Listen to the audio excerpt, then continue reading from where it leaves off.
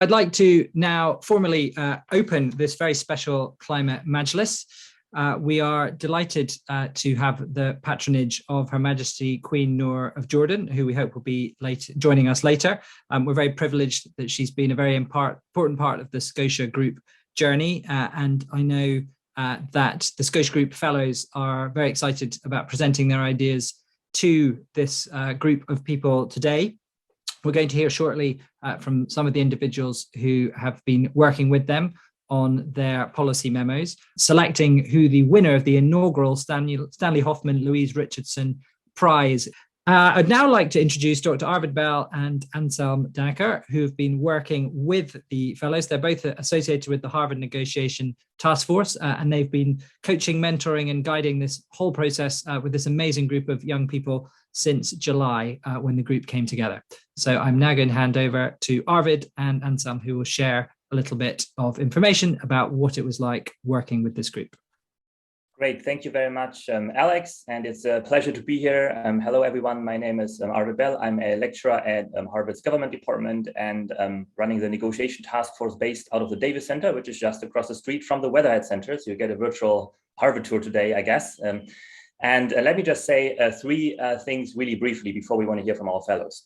So the first thing is, what was the purpose of the fellows' work? So rather than running traditional fellows seminars, we created what we call the MSU, the Scotia Group Mediation Support Unit. And Anselm, my colleague, and I, we met regularly with the fellows. Some of the Majlis members met with the fellows to coach and mentor them. And the fellows put a lot of work into figuring out how can we move from words to action? Because it's one thing to complain about things that we don't like about climate change, or think about it would be good if someone did this or that, but like what specifically could, for example, specific governments do, and how could they do it? And so the fellows thought very carefully about specific stakeholders they could address in their action-oriented memos, and you're going to hear a couple of very specific proposals from them today.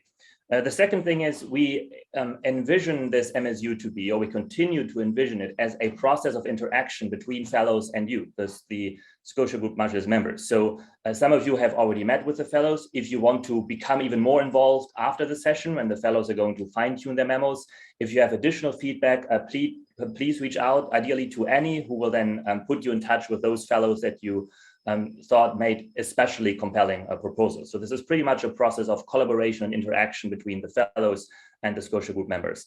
And finally, I'd like to say thank you. Thank you to a number of people. So first and foremost, thank you to my colleague and friend Anselm, who is a Harvard-trained World Bank economist. So the fellows couldn't have hoped for better guidance from him. So thank you, Anselm, for pulling this all off. Thank you to Annie, Alex, the team at the Scotia Group Secretariat for coordinating this very convoluted multi-stakeholder negotiation process behind the scenes. Thank you to Malik Dahlan for your leadership in putting together this entire enterprise. Thank you to all the Majlis members who have already supported the fellows. And finally, thank you, dear fellows, to all of you for all your amazing work. And I've been inspired by your enthusiasm, and I'm really excited to hear what you have to say today.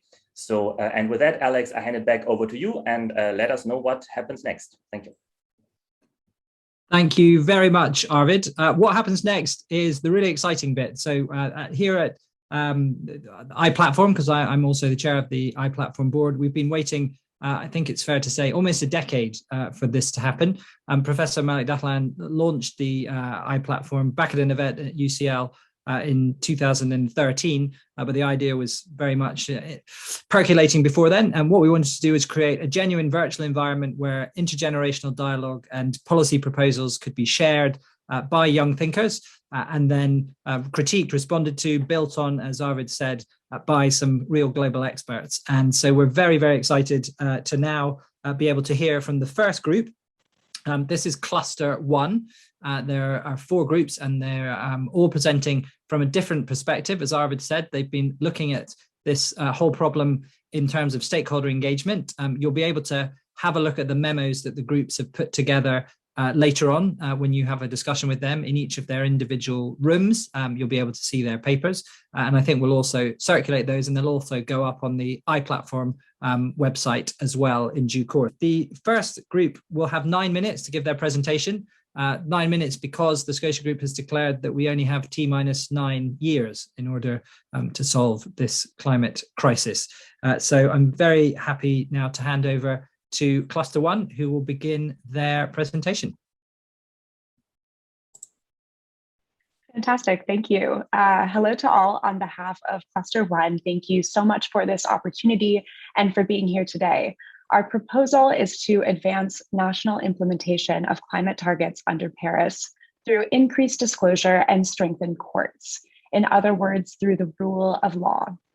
In the next few minutes, we will present the scope of the problem and solution that we have identified, and the sequence and timing of negotiations that will bring the solution to life.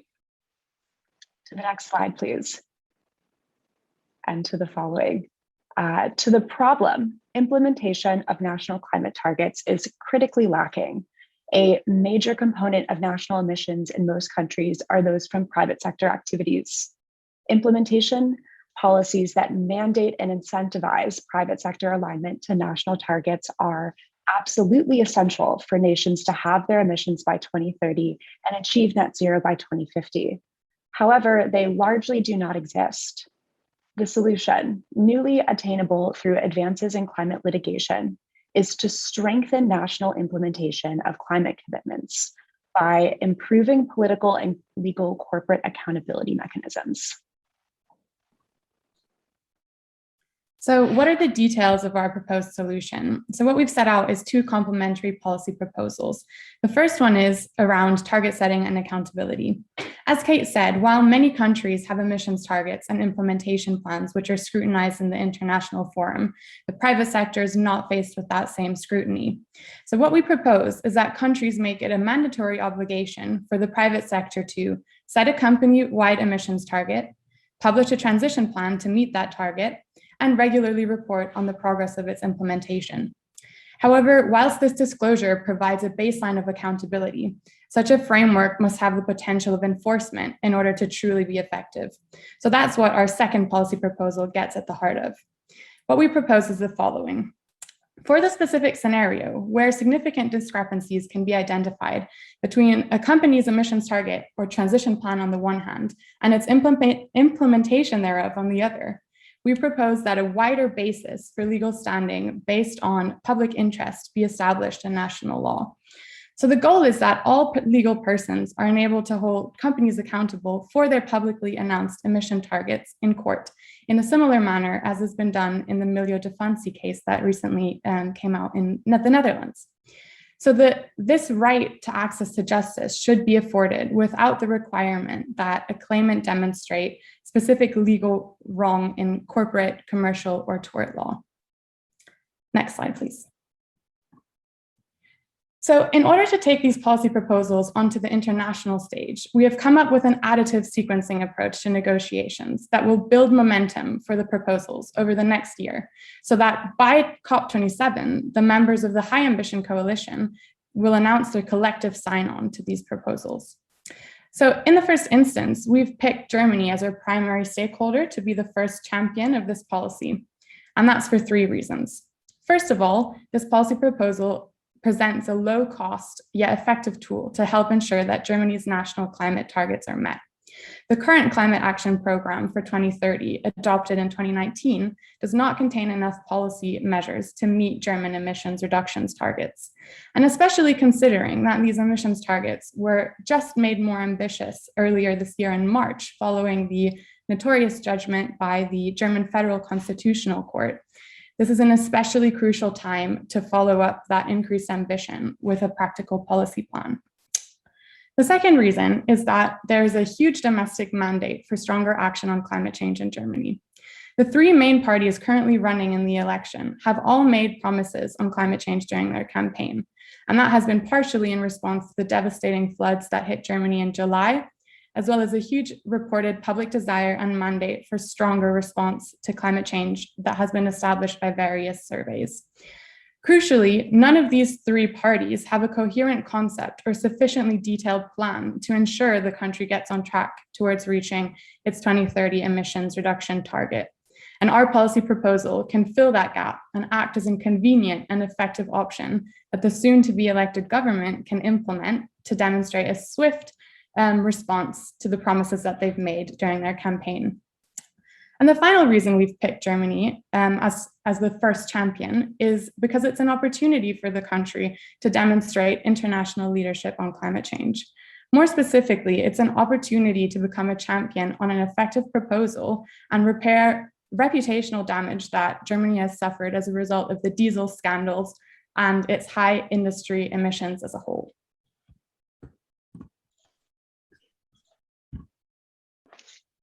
To keep the conversation going, we chose 3 stakeholders. First, the Netherlands, voted as the most promising stakeholder for 2 reasons. First, to build on the most influential climate case to date, the Milieudefensie. And secondly, to draw on the existing legislation on the Green Deals that represent the most ambitious kinds of cooperation between government and companies in terms of emission targets to date. We also chose France and Finland, as both legal systems could benefit from such proposal, as well as other assets. For France, for example, there is a contextual asset because of the political momentum linked to the upcoming presidential elections.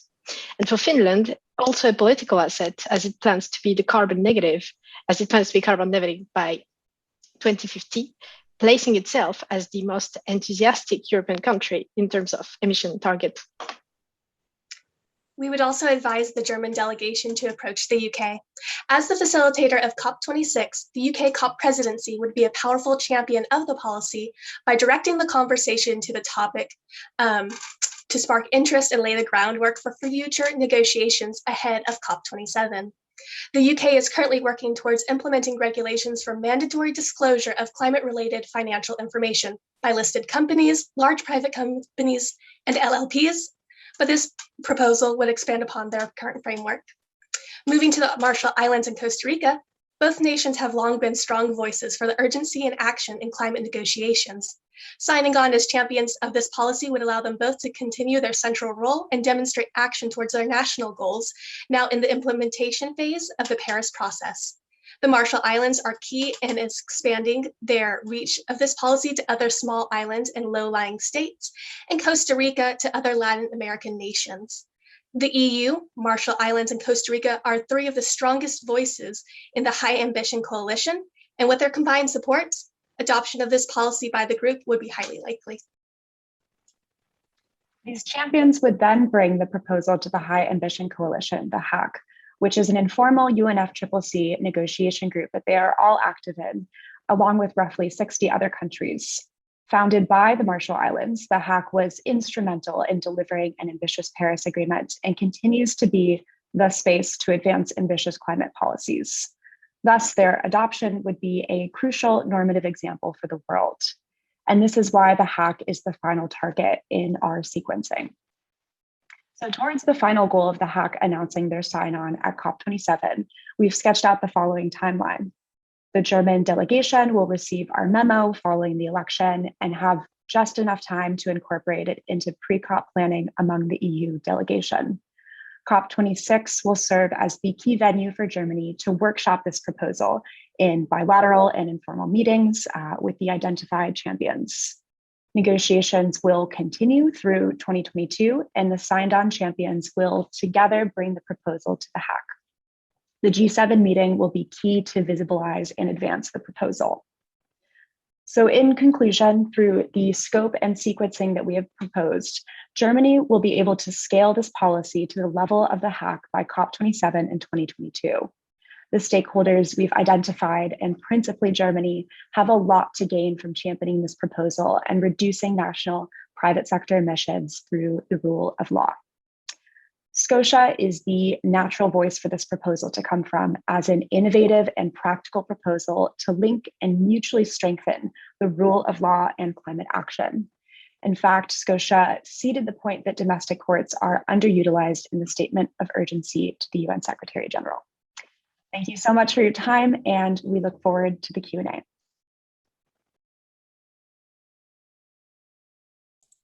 Thank you very much to Cluster 1. The first question which has come in for you is as follows. In your model of accountability and disclosure on corporate climate targets and performance, why do you prefer redress via civil society rather than by government? Yeah, sure. I'm happy to jump in there. I think our primary reason for picking that approach was one of practicality. I think asking governments to employ these policy proposals is already going to be a task.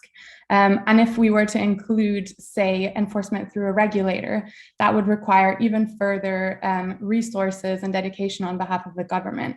Essentially, by giving access to the courts to the public, this alleviates the burden on the government and widens the scope. And of course, the second point is that the concept of international justice and access to justice for the entire population on such a global topic as climate change is crucial. And we think that opening the courts in this way really reflects that point as well. Thank you, Tara. Your second question is about how would your policy proposal ensure protecting small businesses as they don't necessarily have the capacity to comply with the bureaucratic burden of what you're suggesting?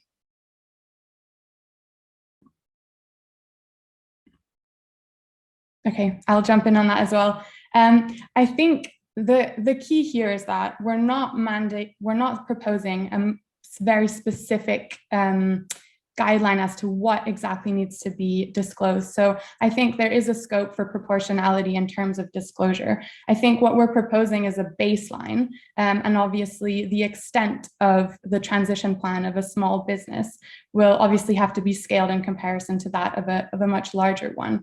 But at the base of it, in the time that we're currently living and considering the urgency of climate change, we don't think it's feasible for even small businesses to not consider climate change in the long run. It just presents too much of a risk to their actual business. So at the end of it, these disclosures should be benefiting their business model itself as well, actually. Oh, Maria, I think you need to unmute if you want to add to Tara's answer. Thank you. In addition to what Tara was mentioning, there is actually one guiding principle in the negotiations, which is the principle of continuous improvement under the transparency arrangements. And this principle already provides a guideline also for how to implement it at the national level. The principle in the international level acknowledges that there are different levels of capacities of countries to respond to the transparency requests. And this principle can also be implemented within the national level, acknowledging the differences between the different businesses and their sizes and capacities. Thank you, Maria. And we have time for one more question, which is, why did you, Cluster 1, choose these specific countries as champions? What happens in particular if the German election results stop any meaningful German participation? So I think one of the reasons that we did pick Germany is that all three main parties that are currently running for election have focused on climate change in their campaign. So it's not that just the Greens are focusing on this, and it's absolutely necessary that the Greens form part of the next government in Germany. So our conclusion is, or our assumption is, that at least one of these three main parties that are currently running will form part of the next German government. And seeing as how they've all made commitments to stronger action on climate change, that commitment will have to be part of their of the plan of the next German government, whatever form it ends up taking. Thank you very much, Tara, and thank you to all of Cluster 1 participants. Honoured guests, Majlis members, good morning, good afternoon, good evening, wherever you're situated. Thank you for being here and for giving us a chance to present our recommendations for international climate negotiations. Okay, let me just share my screen.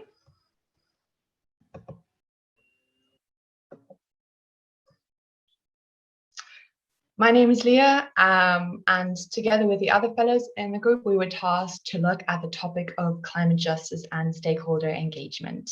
Today, we present a brief overview of our policy memo that aims to accelerate the process in negotiations on loss and damage, both at COP26 and COP27. To start, I will give a brief overview of the topic and outline why it is so important for international climate negotiations and how addressing loss and damage might actually help some of the gridlock we are experiencing overall in the climate negotiations. So we're all very aware that the effects of climate change are already impacting people around the world. The picture on the right is the flooding that happened in Germany this summer and caused serious damage and trauma, but it also goes to show that the world's richest nations are not exempt from the impacts of climate change. However, unlike Germany, developing countries and small island developing states are disproportionately affected and experiencing loss and damage from climate change and do not have the financial and technical resources available to address this crisis. The picture on the left is flooding in Bangladesh. Loss and damage has therefore become a key issue for both developing and developed states. But so far, negotiations have not generated substantial agreements. And there's a real need to accelerate negotiations on loss and damage and to generate outcomes that can support the countries that are affected and that can help move forward negotiations on climate change overall.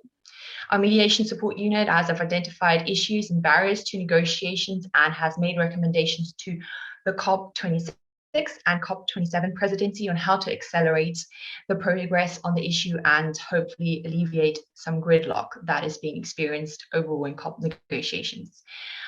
First of all, we do recognize that loss and damage is a very political issue and also difficult in terms of definition and concept. So we therefore make recommendations that build on solidarity between nations and parties to the conference. And we believe that solidarity will bring countries together to work towards the goal of understanding loss and damage and identifying possible pathways for supporting developing states to respond to climate change losses and damages.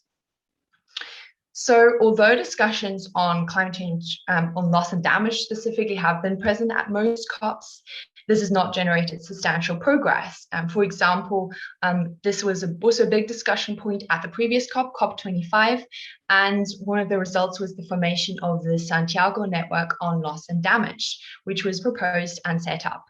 However, it is currently only a website. So it's an idea and it's an underutilized resource, and perhaps it's even an opportunity. We think so. So our first set of recommendations builds on operationalizing the Santiago Network on Loss and Damage. We're asking the COP26 presidency to propose a CTCN-led Santiago Network on Loss and Damage Secretariat, which will build on the existing structure of the CTCN, which is the Climate Technology Center and Network. And the reasoning behind that is also to make sure that because all around the world, there are already a lot of resources and groups that are addressing this issue. So how can we make it the most effective in actually bringing together voices and groups that are already looking at this? Furthermore, we're asking for the COP26 president to request that parties attending COP26 agree on adopt a plan and timeline for delivering funds to operationalize the Secretariat. Some of the following recommendations we make very much build on that as well. So the next one, we're looking at addressing the definition and the funding of loss and damage. As I said, loss and damage is quite a political term and issue, but it's currently grouped under adaptation, meaning that it does not separate, financing is not separate, and it also doesn't get the attention it deserves. So we're asking for the COP26 presidency to push for clarity for the definition of loss and damage, separate from its current definition on adaptation. And this could also very much help actually clarify the number of financing that there is to actually quantify, well, what is this financing that we need for loss and damage? Because there isn't currently a number. It's all clustered under adaptation and mitigation, and we need to ensure that there's a greater clarity on like what is meant by this, and to create support to finance it. So we're asking the COP27 presidency to encourage parties to request an operational Santiago network on loss and damage secretariat to help make the quantification of loss and damage a priority item. And furthermore, the president should encourage parties attending COP27 to reflect on the lessons that were learned from funding and adaptation and mitigation, and consider these lessons during negotiations on funding loss and damage. So finally, we're building on looking at addressing the definition of funding on loss and damage. As mentioned, as looking at the agenda item, making it a separate agenda item. So, as mentioned, currently loss and damage is under adaptation, and furthermore, discussions on financing occur in the first week of the COP, and those on adaptation, loss and damage only in the second week, which means that discussions on financing are foreclosed. You can see this in the slide. This is the agenda of the COP26. Doesn't mean that at COP26 we can't really be aware of that and make a conscious effort to ensure that when discussing financing, loss and damage is present, and when discussing adaptation and loss and damage, that financing goes into that discussion as well. But I think the best way forward that we've identified is to start with the COP26 president pushing for parties to publicly recognize and acknowledge that loss and damage is separate from adaptation and should be addressed as such in future negotiations. Furthermore, the COP27 presidency should place loss and damage agenda item before discussions and financing, so that there's a greater sequencing between agenda items. Okay, so this is a very quick overview of our recommendations. As mentioned, there's 7 recommendations, and we really hope that they will open up the space for negotiations, which will make future COP negotiations more likely to achieve substantive outcomes, which is absolutely critical for reaching our 1.5-degree target. And overall, we hope that these recommendations espouse an indication of solidarity by the COP26 and COP27 presidency and towards developing countries and small island developing states that will help build a united mission for tackling climate change. There's no winner from climate change. We have to rise or fall together. And we hope that these recommendations and our policy brief will aid that mission of rising up to the challenge together. Thank you so much for your time and consideration.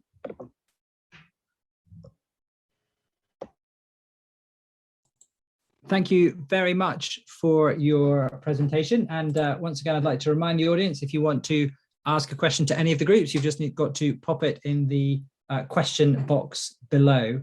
One of the questions that has come in, which I'd like this group 3A to answer, is in terms of thinking about legal tests, how do you propose dealing with the differences of common law and civil law systems? Is that something you've given any consideration to?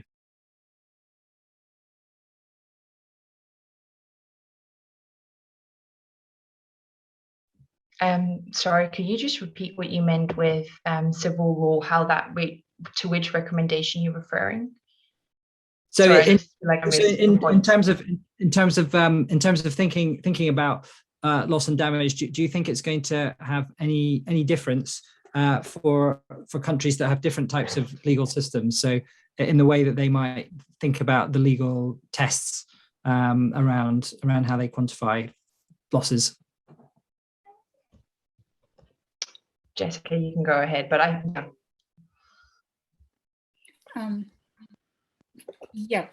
if you can hear me.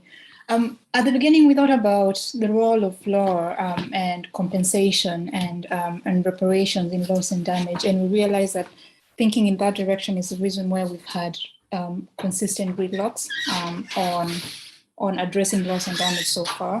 And so we decided to go with the way of solidarity so that it eases relationships. It makes relationships between parties and countries at the beginning in discussions on loss and damage before we go forward and start thinking about how do we create laws for loss and damage. And so for in terms of law and compensation around those issues, as I said, we realized that it's one of the major barriers, but then thinking about solidarity and improving relations would be much easier to kind of move debates forward on loss and damage.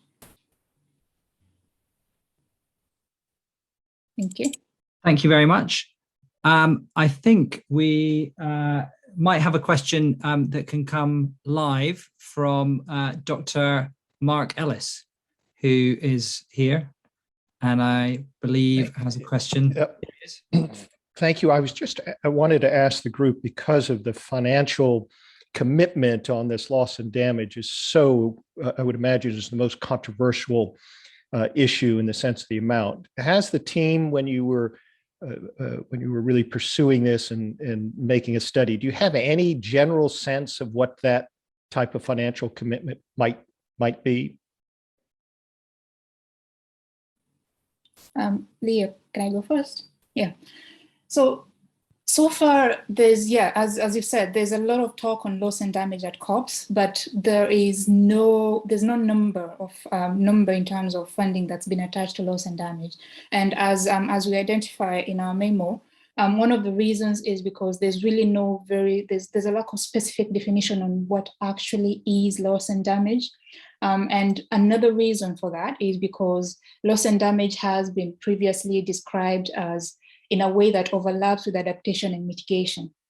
And so there's communication that says that developing countries and states are requesting for support that will avert, minimize, and respond to losses and damages from climate change, but aversion and minimization involves adaptation and mitigation.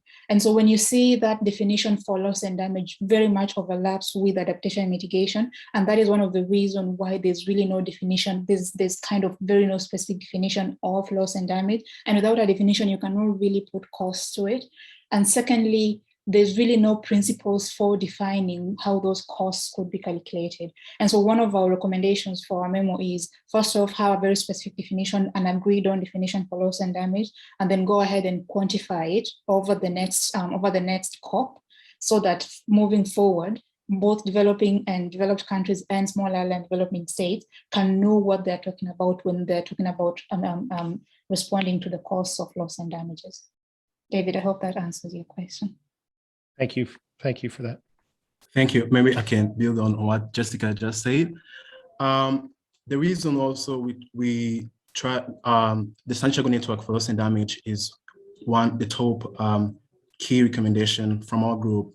The reason being is that we need the countries, developing countries, always come forward and say they need additional funds, but in negotiation, there's always this question that always come from developed states saying you need additional funds, but how much and what do you mean by additional funds?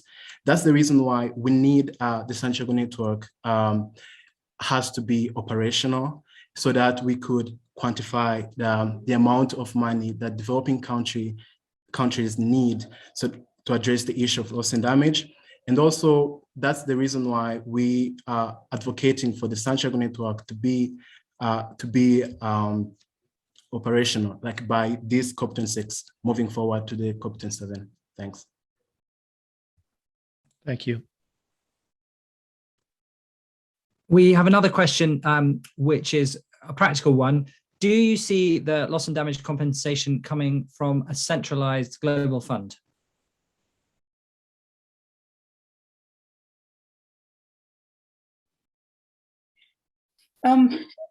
Leah and Sam, I'll go first. It could, but also it could not. At the moment, the biggest fund is the Green Climate Fund, but the GCF was not designed to fund loss and damage. Its governing instrument mandates it to fund adaptation and mitigation. And so if we were to go the direction of getting finance from a global fund, we would have to think kind of in a very innovative way, thinking about how do we structure these funds to be able to address loss and damage, because loss and damage finance, as we've outlined, finance for loss and damage should not be adaptation finance and should not be mitigation finance.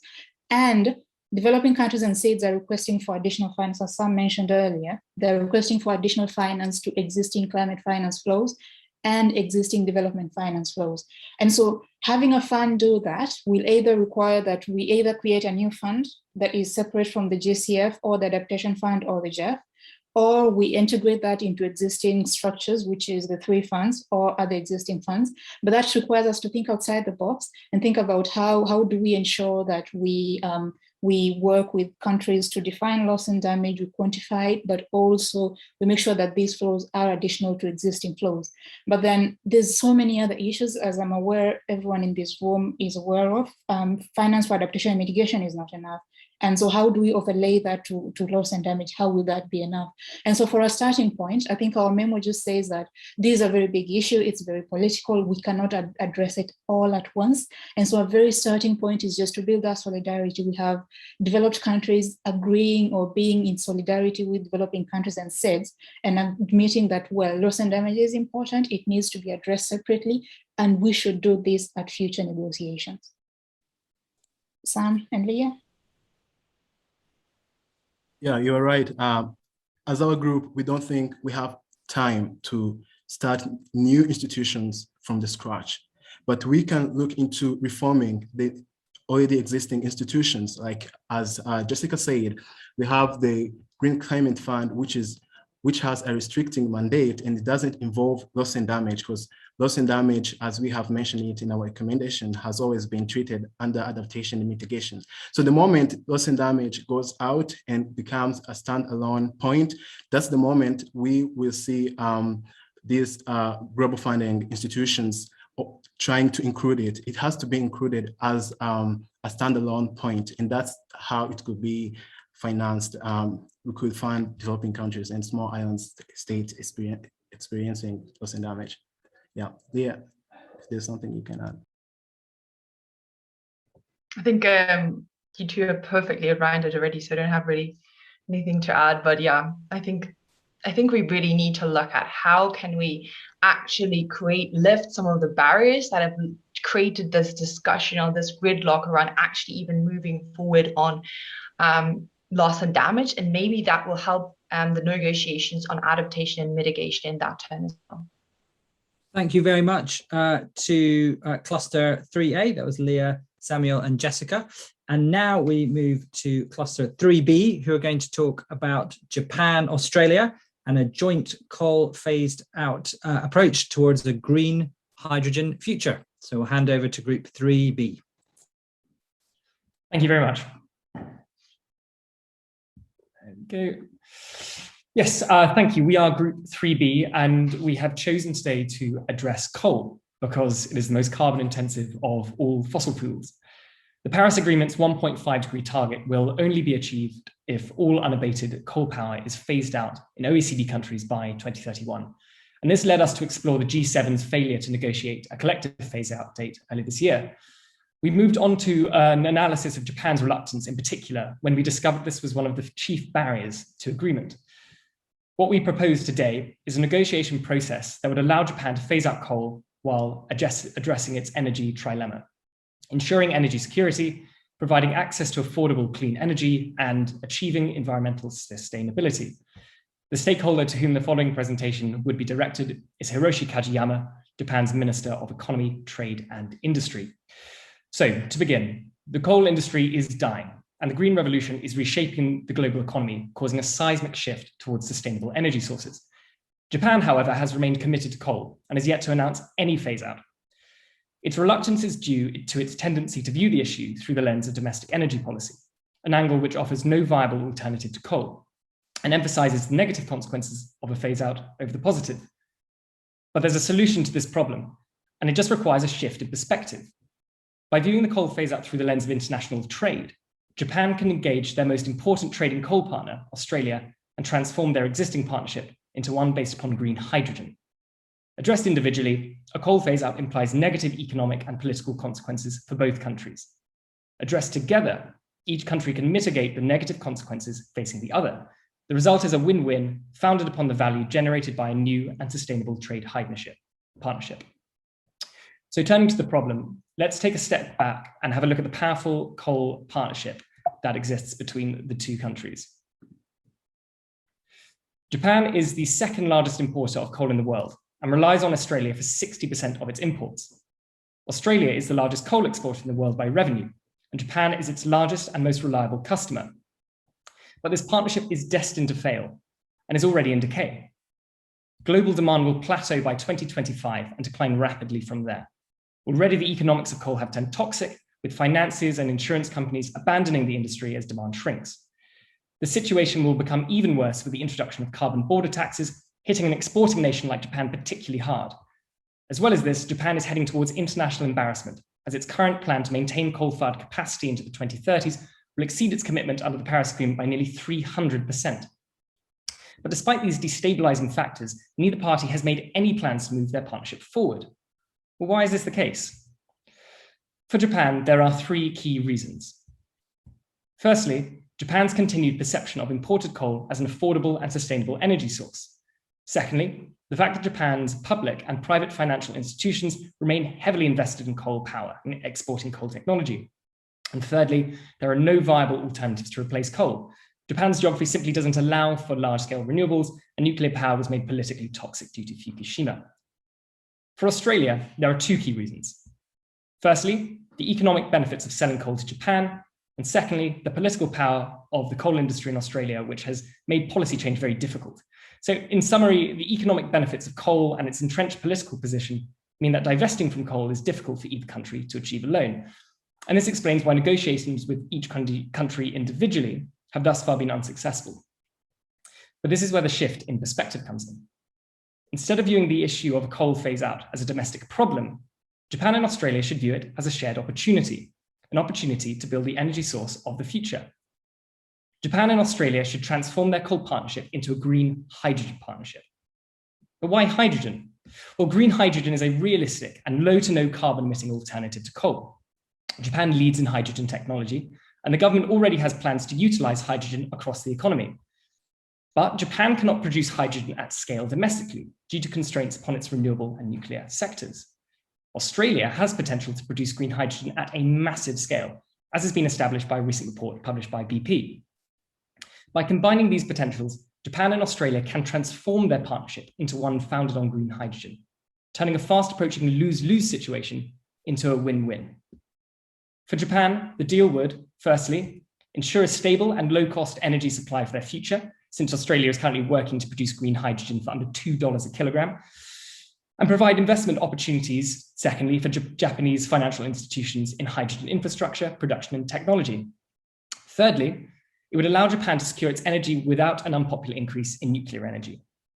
For Australia, equally, the deal would, firstly, future-proof the existing partnership with Japan and, importantly, secure the revenue it produces, and secondly, appease Australian voters by creating a win for both the environment and the economy, meaning that political parties needn't make a decision between the two. A transformation of the partnership towards hydrogen solves the barriers to a coal phase-out for both Japan and Australia. It offers both countries new opportunities for trade and investment, and finally, it opens the pathway to 1.5 degrees. And so given this, our recommendations to Mr. Kajiyama are as follows. Firstly, bring Australia to the table for any future discussions on the Japanese coal phase-out. Working in partnership with Australia is the best way of mitigating the negative consequences usually associated with the Japanese coal phase-out. Secondly, Japan must get the ball rolling now. Australia will not take the first step because it is more reliant on Japanese demand for coal than Japan is on Australian supply. It is therefore imperative that Japan take the first step in transforming the partnership. At, or ideally prior to, the G20 summit in October, Japan should approach Australia, expressing a willingness to transform the partnership. This will give both parties time to organize and prepare for high-level negotiations at COP26, with Japan utilizing the arguments we have laid out previously. Thirdly, if necessary, existing infrastructure creating hydrogen from coal should be expanded to provide a transitional phase. Hydrogen produced in this way is already price competitive, and would therefore allow generic hydrogen infrastructure to be scaled up at a lesser cost, and also give the Australian coal industry a more generous transition period for phasing out. This should, however, only be applied if Australia proves reluctant to abandon coal exports immediately. And even then, green hydrogen must dominate the market by 2030. Fourthly, and finally, Japan and Australia should use COP26 as an opportunity to announce a joint coal phase out by 2030. The deal will then serve as a model for other countries locked into coal partnerships. This will support efforts to keep global average temperatures within the 1.5 degree target and propel Japan to the status of climate leader. Thank you. Thank you very much, Edmund, for your presentation on behalf of Group 3B. What do you think is going to prompt Japan to take the first step in this cooperation around hydrogen energy? So what will make Japan take the first step?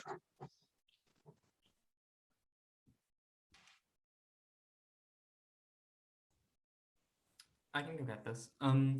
So this is actually something, and thanks for the question because of that we've been wondering about, because obviously sort of these two partners are in this sort of interdependency, and we were interested in whom should we approach first. Now, the problem is that Australia is way more reliant on Japan than Japan is on Australia. And we think it is therefore very unlikely that Australia would take the first step.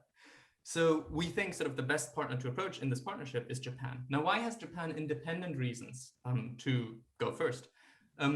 We think sort of the current pilot projects that are already there, a sort of pilot project between Japan and Australia for brown hydrogen right now, is sort of the first step. And we see right now that in both the commercial banks and the state-owned banks in Japan, we have a further and further reluctance to invest in coal technology. That's because of shareholder pressure. And so we need essentially a new investment opportunity. And that is what this hydrogen trade partnership is. It's an investment opportunity for Japanese banks, which is sort of still very important. It is their next big technology export. The next question we have is from David Metnikov, who's now going to turn his video on and ask the question. Thanks. Excuse me. So what are some of the multilateral factors that might connect to the feasibility of this? In particular, how the Chinese politics or Chinese energy issues possibly affect one way or the other the prospects for this being implemented? Well, if I can take that one, China's energy policies are actually beneficial to our proposed agreement because until recently, China was Australia's second largest customer for coal, and until an embargo really appeared at the end of last year. So China's energy policies have actually pushed Australia into a corner even further.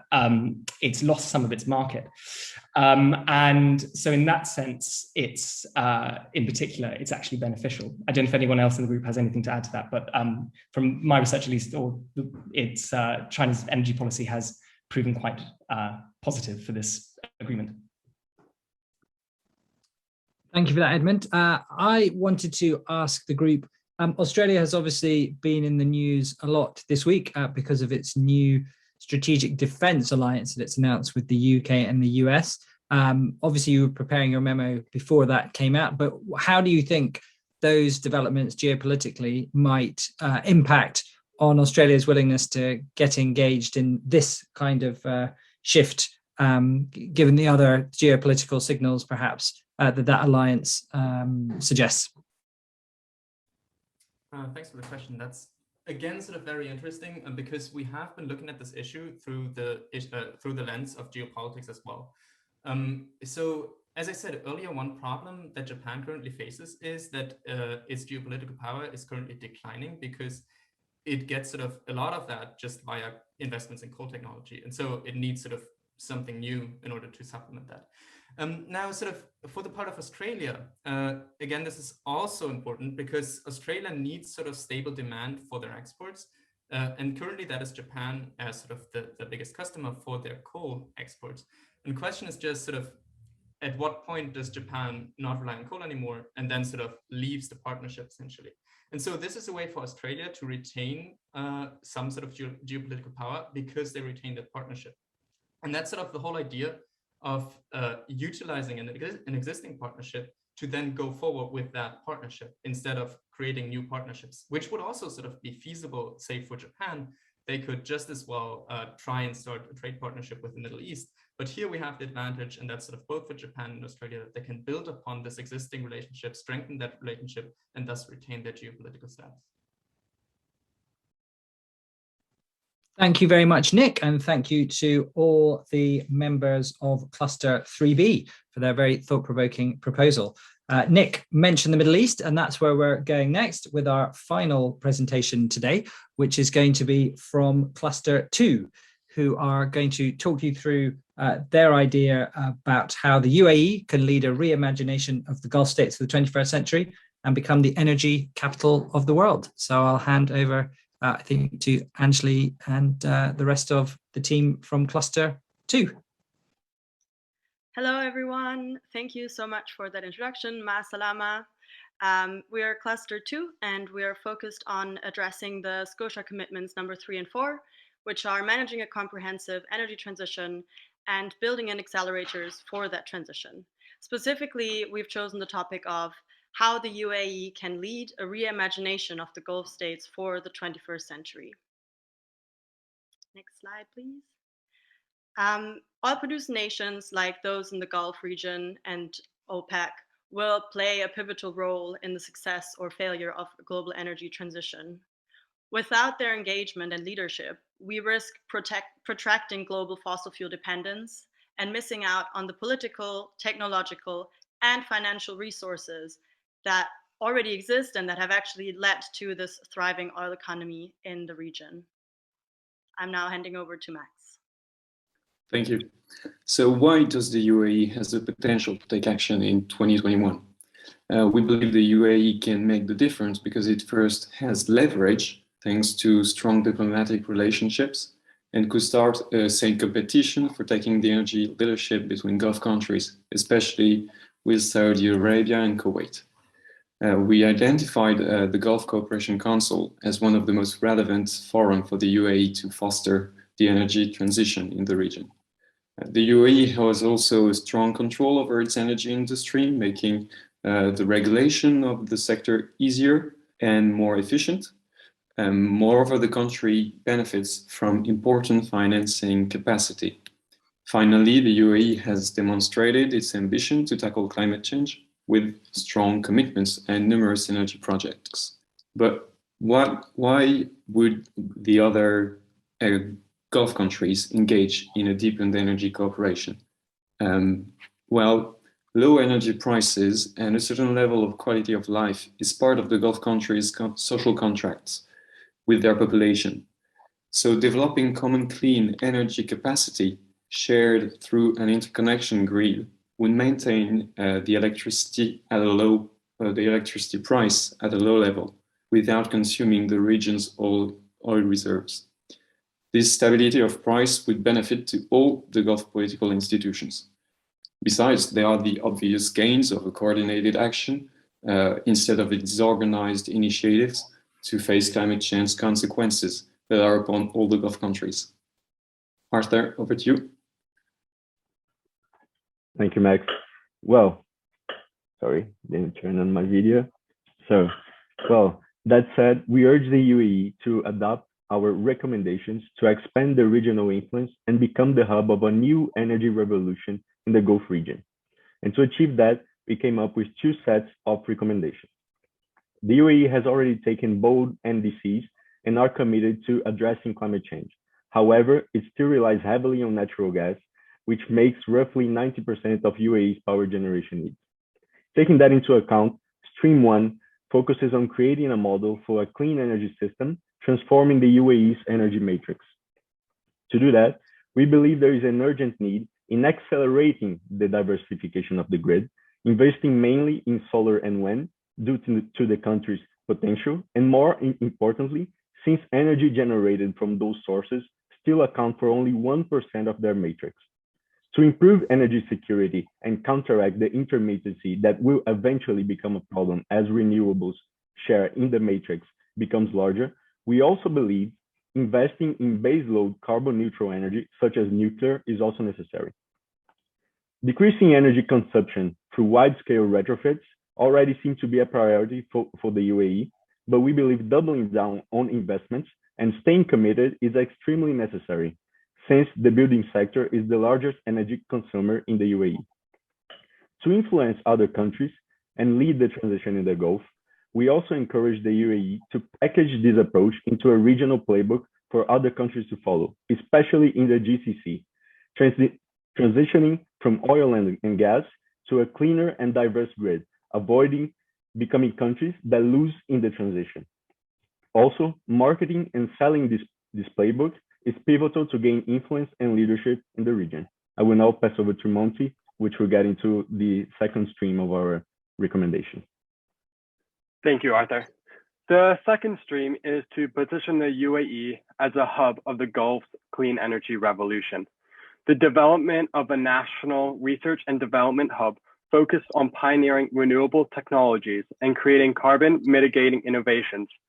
The hub would be funded by the UAE's sovereign wealth funds and run similar to that of the 20th century Bell Laboratories in the United States. It would be orientated around solving the most intractable clean energy challenges. Although there are efforts that share elements of this globally, a state-sponsored R&D initiative does not exist that mobilizes innovators in such a deliberate way. Lastly, we recommend the UAE to develop a compelling platform for the 21st century path and invite regional partners to join. The platform would target oil-producing nations working to reach net carbon neutrality and focus on providing support and technical assistance for the transition, along with publicly branding the region as a world's energy capital. And now I'll pass it on to Anjali to wrap it up. Wonderful. So what recommendation do we have for action for the UAE to take in advance of COP26? So we're issuing a call to action for the UAE in advance of COP26 to first develop a draft version of that clean tech playbook to circulate throughout the GCC at or before COP26. Again, we think it's very, very important for the UAE to establish their progress and therefore their legitimacy as leaders in this space by demonstrating what they've done already and how they've been able to navigate the challenges of making that transition. And second, we recommend developing a framework for action for what this new platform, this OPEC for clean energy may look like, aimed at engaging economies that have been historically dependent on fossil fuel extraction and really working to create that supportive environment to enable that clean energy transition.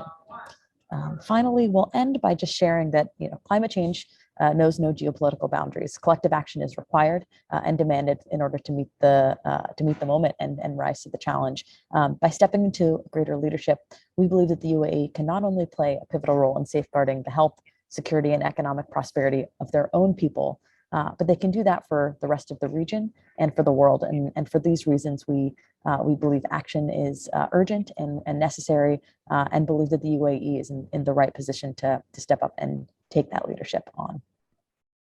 Thank you so much for your attention, and we look forward to answering your questions and hearing any comments you might have. Thank you very much to Cluster 2. Now, the first question is as follows. What does the group think will happen in terms of regional tensions, such as with Saudi Arabia, should the UAE pursue this particular strategy that you've proposed? Well, I believe I can take that. I think the Saudi Arabia is already in a dominant position compared to the UAE, especially within OPEC. In OPEC, we've seen that there've been already tensions for oil quotas, etc. But I believe both countries need to develop their renewable energy capacity and pretty fast to face common challenges of climate change. They are both under the tension of heat and reduction of water supply. So they have really common issues, and they have common interests within the GCC, and there's already a common grid to link the two countries together. have for example, a deepened cooperation and a more electricity trade. So I guess the tensions between the two countries wouldn't be that bad, as it would solve both their issues.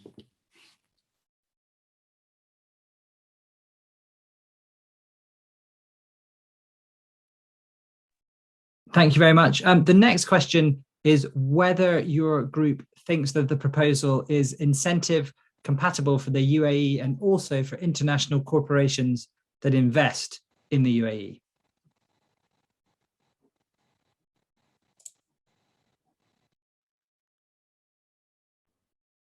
Yeah, absolutely. I'm happy to answer that one. I think yes. I think that the purpose of this proposal is to enable those who have been investing in the region to continue to double down on that, and to really see the UAE as a larger and more potent power actually in the region and in the world. So I think it would be sort of in the best interest of anyone who's been committed to and investing in the region to see this as actually a step in towards a future in which the UAE is an even more relevant and prominent player on the global stage. Just complementing a little bit into what Angela said, I think what makes our proposal feasible is that we are not saying to the completely do not pump out the oil you already have, and which makes up a large portion of your economy. We are basically saying clean your energy matrix, take the first step, and then you can phase out fossil fuels and be basically a winner in the transition in the long run.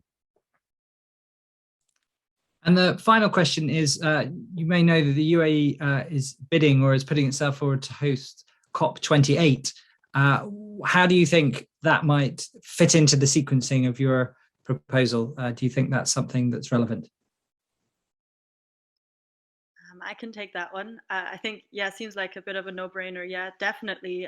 This would be a great opportunity to really show this dedication to international climate politics, and would position the UAE as, a real actor that can take leadership, right? Taking this leadership to the global level, perhaps using the next 2 years to really work on that domestic and regional cleaning off the energy matrix, reducing emissions and cleaning up the energy grid, so that maybe in 2 years' time, they are actually in a position to make recommendations and have also a much better experiential understanding of what climate change transitions actually may look like and what challenges derive from that, but also what opportunities and lessons the whole world might learn from this, challenging proposal that we're making. But yeah, so we hope that makes sense. Thank you. Thank you very much, Alex. And indeed, we like challenging proposals. That was one of the purposes of the Scotia Group and iPlatform working together on this initiative. That concludes the presentations and the Q&A from all of the clusters. You will see, those of you who are watching on our platform, that there is an opportunity for you to vote for whichever group you found most compelling. And to do that, you just need to scroll down to the very bottom of the screen. You'll see a box that says vote here. All you need to do is click on one of the clusters and click submit, and that will then be fed into the final results for deciding which group is the inaugural Stanley Hoffman-Louise Richardson Prize winner.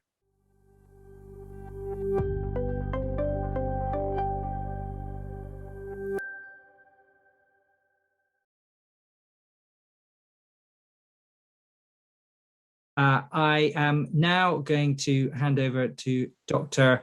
Mark Ellis, who is going to talk us through what were very difficult and quite tense judging deliberations.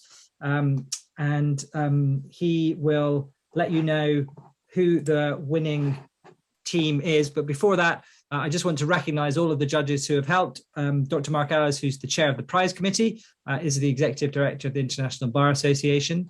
We've also had input from Sharon Jones, who's an iPlatform member, and a global advisor to Institution Koresh. Victoria Preston, who's another fellow of IQ and is an associate fellow at the King Center for Strategic Communications. Wilf von Kumberg, who's another iPlatform board member and a very well-respected international mediator and arbitrator. Sarah Yamani, who's a member of the iPlatform board and another IQ global advisor.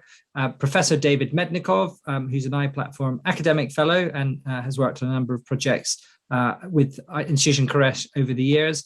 And Dr. Ted Moyamosa, who is someone who's been involved in the early phases of the Scotia Group process and is based at the moment at the University of Oxford, and unfortunately couldn't be with us today because he is in a very remote part of Scotland, I think preparing for COP26, where the internet wouldn't allow him to join us.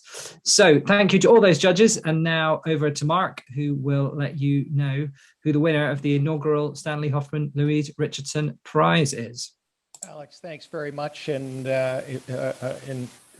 if I freeze, it's just simply I've got a bit of an internet problem here, but it comes back pretty quickly. So bear with me if I could. I want to, on behalf of the entire prize committee, congratulate all of the teams. I mean, really quite remarkable achievement in not only work you did, but the presentations as well. I want to thank Malik for guiding us through these number of years. It seems like many, many years to get to where we are today, along with everything else he does. He's quite a remarkable person and leader. Alex, you as well for guiding us and keeping us on track, and Annie Dunster too. So great team with iPlatform and Scotia.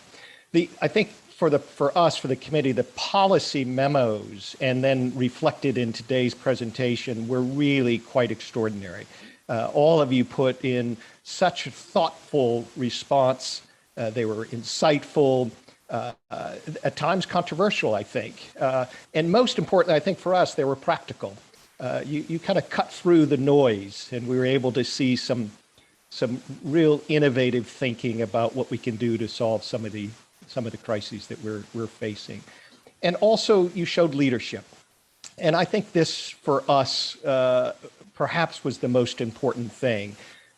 We spent as a committee a lot of time in reviewing your policy memos, and of course today listening to your presentations. And I have to say, for all of us, you inspire us. You give us hope. That's what I think we came away after having spent time with you through your policy memos and listening to you. Your youthfulness, your enthusiasm, I think gives us hope that we can counter this climate crisis that all of us are facing. So for us, we want to thank you for inspiring us. Now, as you know, this was a decision made both by the public and by the prize committee. The prize committee, as I said earlier, was able to deal with your policy memos and, of course, the public listening to all of you speak today. So it's a combination of that. It was very, very close, I have to say, both for the committee and as reflected in what the public said about your presentations today. So again, congratulations to all of you. However, the prize committee was told that we can only select one. So as difficult as that is, and as close as that was in our deliberations, that's what we're going to do. So on behalf of the prize committee, I'm honored to announce the Stanley Hoffman-Louise Richardson Prize, and that prize goes to Cluster 3B, the greenhouse or the green hydrogen future approach that deals with Japan and Australia. You did a wonderful job. So Edmund, Jessica, Nick, Margaret, congratulations to a job well done. And congratulations to all of the teams for such an extraordinary effort. We enjoyed being on this journey with you. So thank you. Thank you very much, Mark. And again, I'd like to add my congratulations. All of these Scotia Fellows are winners. The winning team from Cluster 3B, Edmund, Jessica, Nick, and Margaret, they will be getting a special scholarship, which will allow them to take part in an online course either with Oxford or Harvard University, to enhance their understanding of climate change, climate science, and we'll be getting in touch with them to give them more details. I'd like to just echo what Mark said, which was how difficult it was for all of the judges and the policy memos. I really would urge everybody to read them. We're going to leave the platform up and running for the rest of today. So you are welcome, if you want to go back into the cluster groups and have a look at those memos, to speak to any of the individuals. And just to close things off and to end proceedings today, I'd just like to call on Professor Dr. Malik Dahlan, who is here with us in this room, to just say a final farewell and some words. So Malik, over to you. Thank you very much for giving me the opportunity to address the fellows one last time, at least for this event. So I'll start by thanking Mark Ellis, Dr. Mark Ellis, who has been not only a friend, but also someone who guided the need and the mission to incubate and engage with the younger groups. And he indeed has made those transformative endeavors in Eyewitness, one of the programs that the International Bar Association deals with, and that's in the context of international crime. A big thank you goes to all the iPlatform members, and I think it really is an important point to underline that it took us a decade to get to this stage, and it is because we were always cognizant of the difficulty of some of the some of these intergenerational equity challenges. So I thank Wolf, Sharon, Victoria, Sarah, and the rest of the group, and I hope I'm not excluding anyone. But especially also David Mednikoff, who was the leader in the beginning of trying to look at different ways of addressing intergenerational equity challenges. So to the fellows, I really hope you take it on board that this was a close one, and I still want us to work together to develop the ideas further so that we can submit them to the COPE Secretariat. And as I mentioned to all of you in the different rooms, I want you to all work together to help craft the communique, which we hope Her Majesty Queen Noor will deliver. I think your voice, you've heard what the statement of urgency said, but I think your voice in bringing this all together is going to be important. A final point on the actual policies that were submitted, there's no right answer. This is such a massive problem that no policy is naive or simplistic enough or large enough.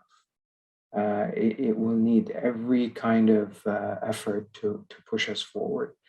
So on a more positive note, I am hoping that we will be able to host all of you in person to celebrate in our own different ways.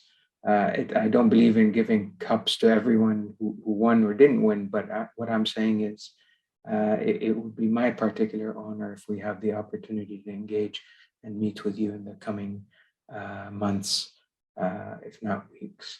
Thank you so much, and a huge thank you to the chairman of the board, Alex Just, for being the first person to show me that Oxford, with confidence that they instill through the Oxford Union debate model, really does support the idea of leadership. And that's what we hope you've gotten out of this experience. Thank you. Thank you very much, Professor Dahlan. And that concludes today's event. Thank you very much